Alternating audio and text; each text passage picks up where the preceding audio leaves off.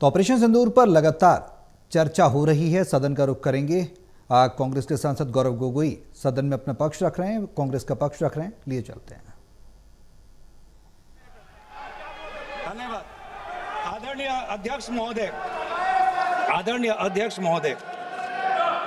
अब बात आती है ऑपरेशन सिंदूर की। आज मैं राजनाथ सिंह जी का भाषण सुन रहा था। मुझे पता नहीं चल रहा था कि राजनाथ सिंह जी जो भाषण दे रहे थे वो किस समय का उजागर कर रहे थे।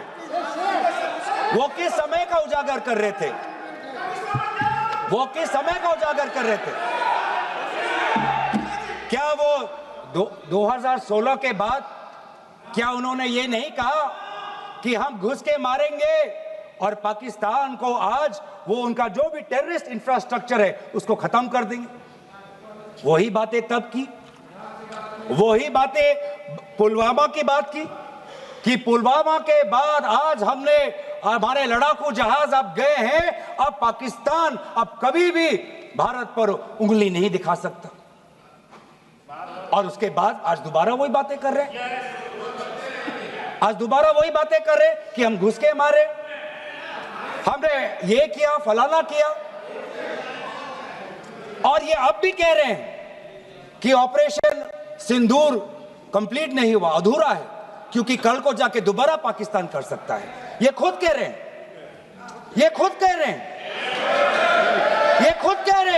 कि इसके पश्चात भी पाकिस्तान कल को जाके कर सकता है। तो ये कैसा, ये जो सफल कैसे हुआ? फिर क्या सफल हुआ? आज ये खुद कह रहे हैं कि हमारा मकसद युद्ध का नहीं था। हम पूछना चाहते क्यों नहीं था, होना चाहिए था। आज उन्होंने खुद कहा कि हमारा मकसद जमीन लेने का नहीं था। क्यों नहीं था? पाकिस्तान ऑक्यूपाइड कश्मीर अगर आज नहीं लेंगे तो कब लेंगे? ये उन्होंने खुद कहा कि हमारा मकसद था टेररिस्ट के इंफ्रास्ट्रक्चर पर आक्रमण करना। तो क्या हमने उरी के समय नहीं किया? क्या हमने पुलवामा के समय नहीं किया? लेकिन उसके पश्चात भी पाकिस्तान का इतना साहस कि आज उन्होंने पहलगाम में जो पिछले 20 वर्षों में हमारे भारतीय नागरिकों पर सबसे दर्दनाक अगर हमला हुआ है तो आपके समय पे हुआ है। आपके समय में उरी हुआ, आपके समय में पुलवामा हुआ और आपके समय में आज पहलगाम हो रहा है। कुछ बातों का उजागर किया, कुछ किताबों का भी उजागर किया। ये नई प्रक्रिया है सर, हर चर्चा में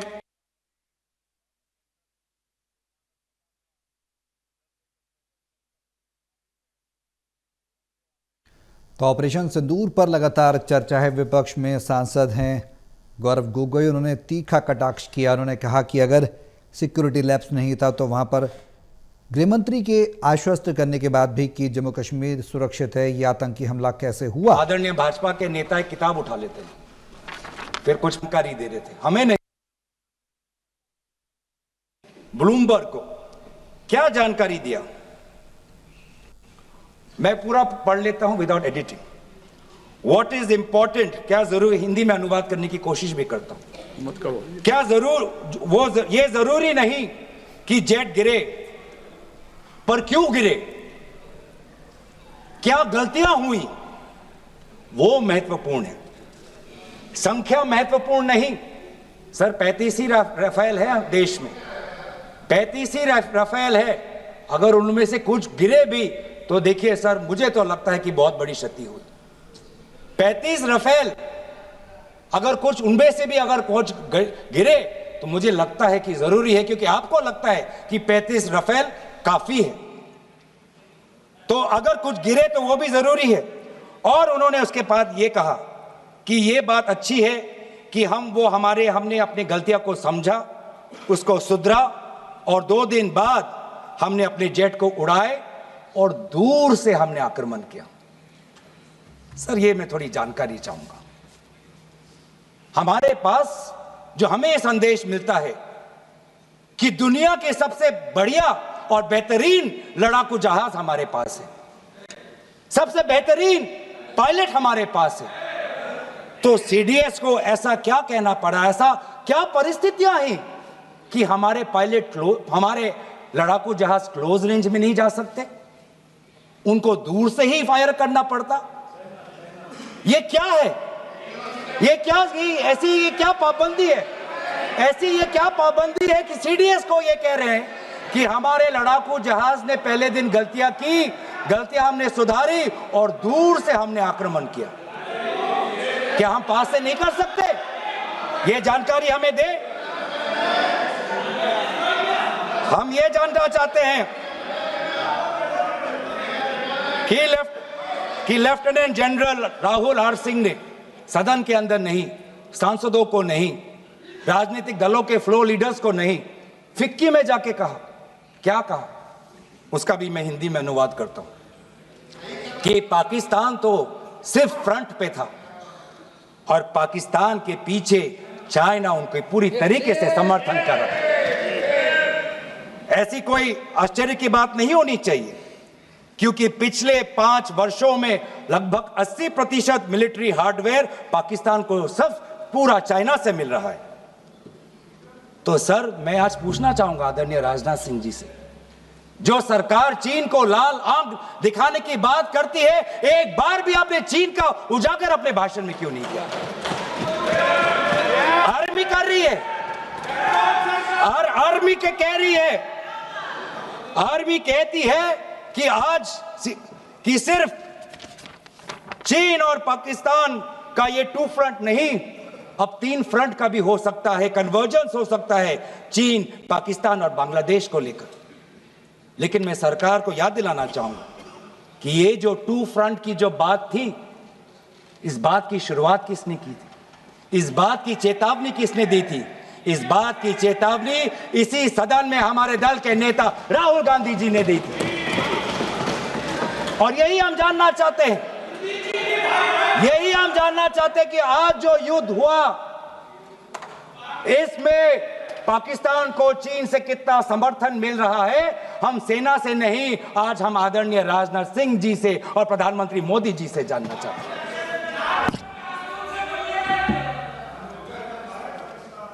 और सर, इंडोनेशिया में जो डिफेंस अटैचे है, उसने तो ताज्जुब की बात कह दी। उसने क्या कहा sir? India defence attache group captain Shiv Kumar ने, हिंदी में दोबारा अनुवाद करता हूं, कि भारत ने लड़ाकू जहाज खोए तो खोए इसलिए क्योंकि कुछ मिलिट्री टारगेट्स पर आक्रमण करने पर पाबंदी थी। क्यों? क्या पाबंदी थी? ऐसे क्या ये राजनीतिक कंस्ट्रेंट्स थे? आपने कहा कि 9 टारगेट पे हमने आक्रमण किया, लेकिन हमें यह भी सूत्रों से जानकारी और मीडिया में आया है, और लेफ्टिनेंट जनरल राहुल सिंह ने खुद कहा कि पहले 21 टारगेट्स चुने गए थे और 21 से फिर 9 हुए। क्यों हुए? क्यों हुए? आज मैं ये जानना चाहता हूं कि पिछले 20 वर्ष में सबसे घातक आक्रमण हमारे महिलाओं पर हुआ, हमारे बच्चों पर हुआ, भारत के आत्मा पर हुई। हमने सब ने वो दहशत को अनुभव किया, हम सब एकजुट हुए, हमने पूरी तरीके से समर्थन प्रधानमंत्री मोदी जी को दी कि अब जाइए। और ऐसा एक माहौल बन चुका था कि देश किसी भी कीमत चुकाने के लिए तैयार था। पूरा देश प्रधानमंत्री मोदी जी के साथ था, विपक्ष प्रधानमंत्री मोदी जी के साथ था। और अचानक 10 मई के दिन पे हमारे राष्ट्रदूत कहते हैं कि हम पाकिस्तान पर हमला करेंगे, और शाम के 10 मई को सूचना आती है कि पाकिस्तान के साथ अब युद्ध पर हम परिणाम दे रहे हैं, सीज फायर हो गया। क्यों हुआ? हम आदरणीय प्रधानमंत्री मोदी जी से जानना चाहते थे, अगर पाकिस्तान वाकई में अपने घुटने टिकने के लिए तैयार था तो आपने क्यों रुका? आप क्यों रुके और किसके सामने आप झुके? किसके सामने आपने सरेंडर किया? किसके सामने आपने सरेंडर किया? वो अमेरिका के राष्ट्रपति जो 26 बार आज कह चुके हैं कि व्यापार को लेकर उन्होंने भारत और पाकिस्तान को सतर्क किया और दोनों को मजबूर किया कि वो इस जंग को छोड़े। 26 बार। आज राष्ट्रपति ट्रंप खुद कहते हैं कि 5-6 जेट गिरे हैं। एक एक जेट करोड़ करोड़ अरब अरब रुपयों का है, मिलियंस एंड मिलियंस का है। इसलिए हम जानना चाहते हैं, आज हमें स्पष्ट रूप से आदरणीय राजनाथ सिंह जी बताएं, देश पर विश्वास करें, देश में वो साहस है सच्चाई सुनने की। आज आप बताएं कितने लड़ाकू जहाज गिरे। हमारे में वो साहस है, क्योंकि ये सूचना, ये सच्चाई सिर्फ देश के नागरिकों के लिए नहीं, ये सूचना, ये सच्चाई हमें देश के जवानों को भी देना है। आज उनसे भी झूठ कहा जा रहा है, उनके बीच में भी भ्रम फैलाया जा रहा है। हम उनकी जो सच्चाई है आज हम सदन के अंदर लाना चाहते हैं। और सर, बात में आती है विदेश नीति की। किस मुंह से हम कहें कि विदेश नीति आज सफल हुआ है? किस मुंह से कहें?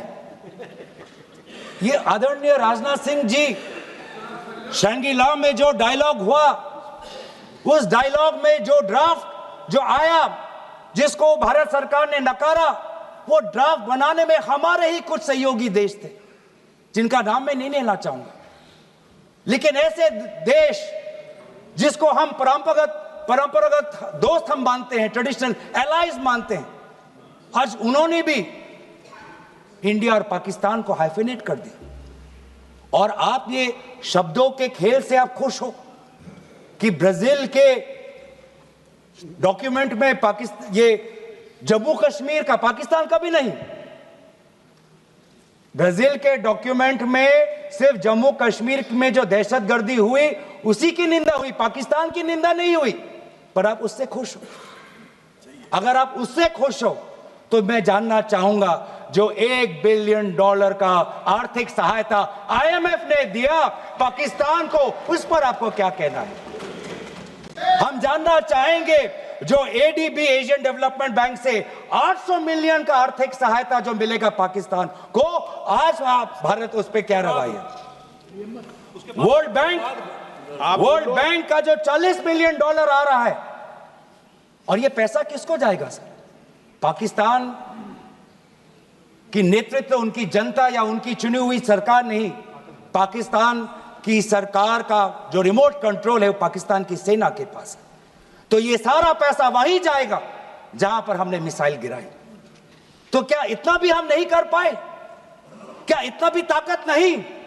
क्या इतना भी विश्व गुरु में लोगों का विश्वास नहीं, देश अंतर्राष्ट्रीय नेताओं का विश्वास नहीं कि IMF का एड ना जाए पाकिस्तान के पास, वर्ल्ड बैंक का एड ना जाए पाकिस्तान के पास, ADB का एड ना जाए पाकिस्तान के पास? आप में इतना भी ताकत नहीं कि एक देश ने पाकिस्तान को टेरर स्टेट का दर्जा नहीं दिया।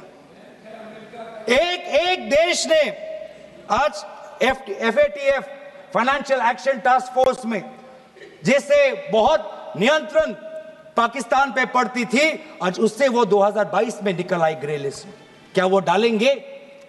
तो इसीलिए आज हम ये मांग करते हैं कि सरकार, अब डरिए मत, सच्चाई से डरिए मत। उस दिन भी देश सरकार के साथ दहशतगर्दी के खिलाफ खड़ा था, विपक्षी दल सरकार के साथ खड़े हैं, और आज भी दहशतगर्दी के खिलाफ सच्चाई के पक्ष में देश और विपक्ष आज सरकार के साथ। आप हमें अपना दुश्मन ना समझे, हम सरकार के दुश्मन नहीं हैं, हम अपने देश के पक्ष में बोल रहे हैं, जवानों के पक्ष में बोल रहे हैं। पर आप हमें कृपया सच्चाई देने का हमें वो सम्मान दीजिए।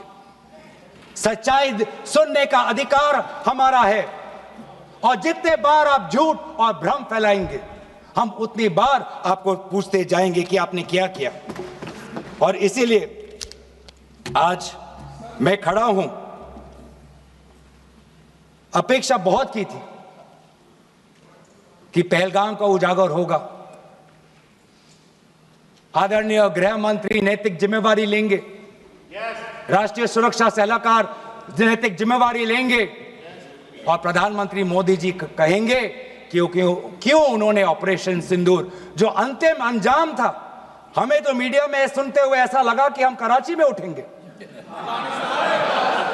मीडिया में हमारे भारत की मीडिया जो जिनको सूचना आपसे ही मिलती है, उनका सुनने में लगा कि आज तो हम फतह करके ही रहेंगे, लेकिन पता चला कि नहीं, कहीं ना कहीं हमारे पैर डगमगा गए और जो अंतिम परिणाम था उससे पीछे हम हट गए। हमें पीछे नहीं हटना, हमें आगे बढ़ना है सच्चाई के साथ, लोकतंत्र के पक्ष में। इन्हीं बातों के साथ मैं अपना पक्ष समाप्त करता हूं। धन्यवाद। जय हिंद। श्री रमाशंकर राजभर। रुकिए आ जाएगा। चलिए बोलिए। आभारी हूँ अध्यक्ष जी।